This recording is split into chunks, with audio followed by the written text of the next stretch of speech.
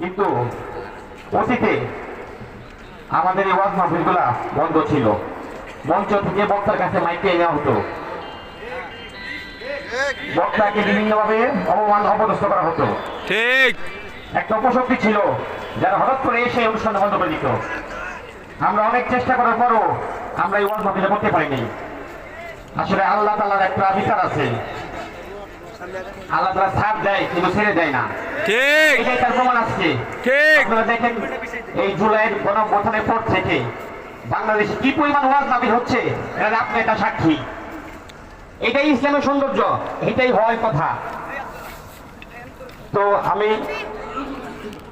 ধন্যবাদ জানাই এই প্রোগ্রামের সাথে যারা জড়িত আছে।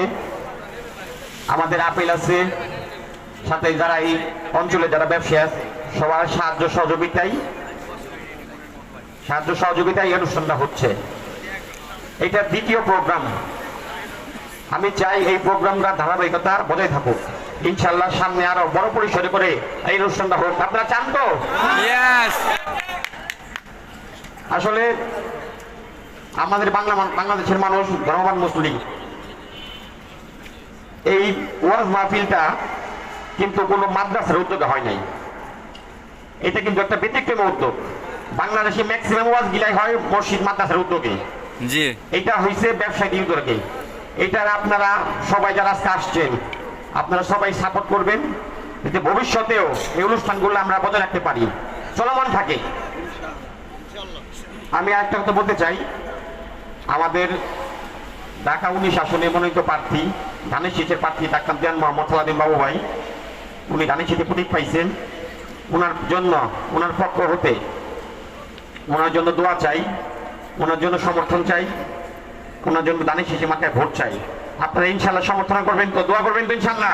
ইনশাআল্লাহ। উনি একটা প্রতিশ্রুতি দিয়েছে সাভারকে ক্লিন সাভার এবং গ্রিন সাভার করে তুলবে।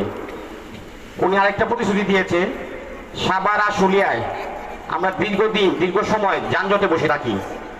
উনি কথা দিয়েছে যে ইনশাল্লাহ উনি এমপি হলে, মন্ত্রী হলে এই যানজটের নিরসন বিষয়টা উনি সমাধান করে দেবেন ইনশাল্লাহ। ইনশাআল্লাহ আপনারা সবাই পাশে থাকবেন।